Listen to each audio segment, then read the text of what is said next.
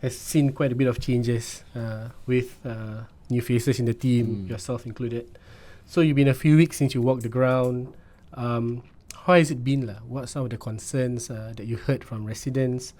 And perhaps you want to share some of the key initiatives that your team have planned for East Coast. Joo Chiat has always been right next to East Coast GRC.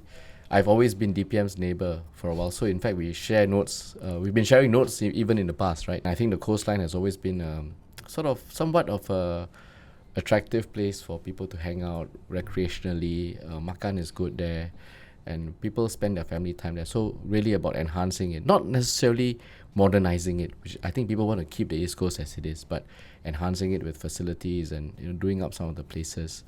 Well, the East Coast plan, of course, was formulated and executed at a time when I was not in the East Coast. But of course, now that I'm hoping to be part of the East Coast, I think it's something that I embrace, I adopt. But I also feel that it has been useful for us to give us a baseline, for us to now project our vision for the future.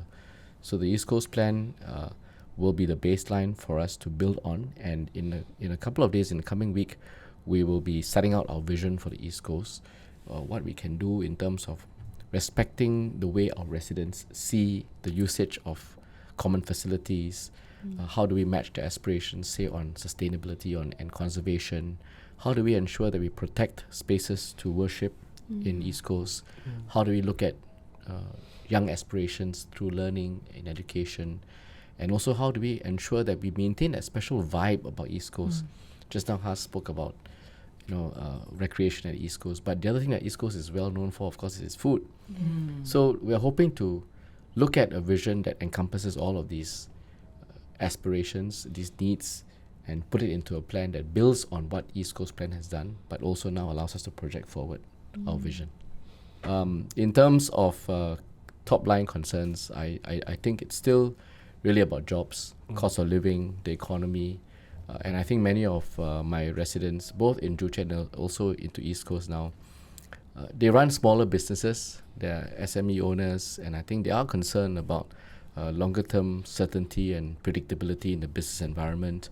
They're also concerned about the rising cost of doing business, how much it costs to rent, how much it costs to hire workers, and to some extent also regulatory compliance costs, which of course we have begun to look at by setting up a committee in the last few months to look at how we can lower the barriers, make it easier for businesses to run overcome compliance costs that sometimes adds a significant margin to what they experience.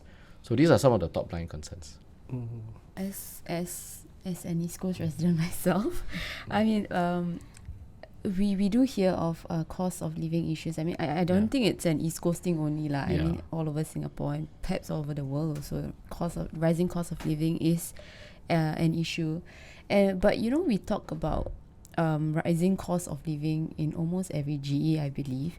So then, in what ways or how are there new ways that your team has planned to tackle this issue, this GE? You're right that it surfaces at almost every major GE. It becomes an issue, partly because it's a lived experience. People feel it day to day, and I think it's something that if you are impacted by it, it's something that you encounter every day as you buy your food, you send your children to school, you bring up a family. All these are concerns when you run a business. Here in Singapore, the last couple of years, we've been very focused on looking at helping cost of living structurally, making sure that, as I said just now, business cost comes down. We help businesses to scale up so that they can do the same thing but more efficiently, or the same level of cost gives them a bigger output, so productivity goes up. But also individually, to help workers level up. Skills Future is one. But more than that, training, retraining, MOM has got lots of initiatives to enhance the experience of our workers so that they can become better value propositions to their employers. At the local level, we do need to cushion some of that impact with our local voucher schemes. So CDC vouchers, we have the GST vouchers, we have local assistance packages through the CDCs as well as through each different constituency. Those are of course not long-term solutions, but because the current inflation trends spiked maybe about say 12, 16 months ago, those measures have been useful to at least tide over and allow lower income families to see through this period with at least a minimal impact to them. Other than cost of living issues, perhaps in your conversations with residents that you've met, are there any issues pertaining to families? I think top of mind is always whether there will be support for the family as they grow a family, as they look after young children. I think the pressure is always for a young couple, the cost as well as the time investment of looking after children, bringing up a family. But at the same time, they will also be in a position where they have themselves elderly parents. So many of them come to us, I've seen many at my MPS with some needs, either at looking after their children, bringing up the family, or in some cases being caregiver to their elderly parents. So those are, I think, a serious and a very sharp pain that many young couples trying to think about a family are feeling. So last budget, we've got some measures to help to promote and grow family, partly because of our need to grow our TFR, which has been dropping significantly, but also to encourage familyhood, because more than just about having TFR and productivity numbers and so on go up, it's really about making sure that the building block of society is preserved, and that's really in the family. The other, of course, is strengthening our support for caregivers. Many of our middle age, meaning 30s, 40s, look at that as a main stress because they have elderly parents, and sometimes because of the family going smaller compared to when my parents were looking after their parents, the number of children looking after the parents have come down ratio-wise. So there's a need to support them better in the context of looking after the parents. I hope that they can age in place. They can age where they are most familiar with, where they're comfortable in the environment, where their children and their loved ones are looking after them. And we would like to keep the seniors aging in place for as long as possible. And the best way to do that is to support their caregivers more. Not just through financial support, but through things like support, respite care, allowing them to have care navigation, understanding where the resources are, and on occasion giving them an opportunity to also take a break from being caregivers. These are some of the things that I feel are really important when you look at the bread and butter of how to look after a family, going through decisions of whether to grow the family, start a family, or even have more children, and at the same time the caregiving burden of their parents. Right. In places like East Coast, the battleground perhaps to many is not just the constituency level. We all know the Workers' Party has their eyes again set on East Coast. I think this is also a battle that reflects the bigger PAP, WP contest. So do you and your team feel this weight of expectations, I think in every GE that I've been in, this will be my fourth one. Past three were all WP opponents, and each time it was a tough election.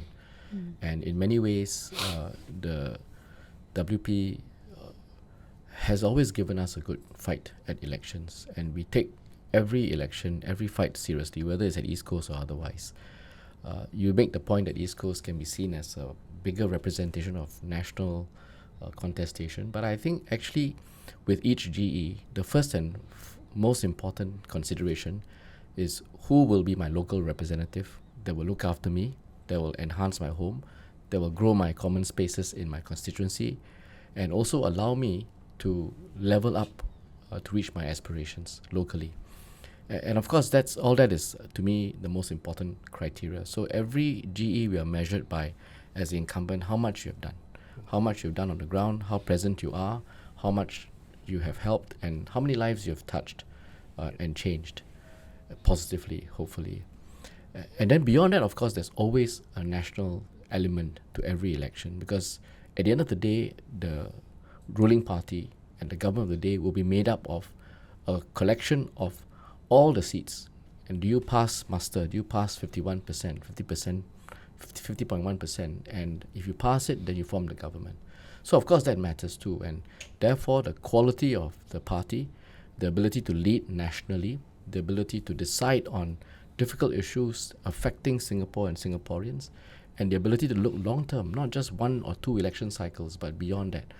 will also come into the mix. And I think these are all factors and considerations that a voter, whether at East Coast or indeed at any other constituency, will have in mind when they cast their votes. So having said that, the residents of East Coast, where do you think their priorities will be? Constituency upgrades and plans, or is it more deeper level and the philosophy going forward in this very turbulent world, for instance, you know? I think it's got to be a combination of these factors. Everyone has a different metrics, and maybe some place a greater priority and emphasis on one over the other. But at the end of the day, a voter will look at what is in his or her longer term interest, and his or her longer term interest will also be the longer term interest of Singapore as a country. What kind of democracy do we want? How contested do we want to see Singapore? How productive and constructive do we want to see Parliament?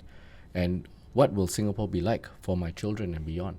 I think these are all factors that everyone will take into account, along with local considerations. Do I want my streets upgraded, my estate upgraded, or my flats changed? Or do I want a local facility that helps me with sports or with recreation?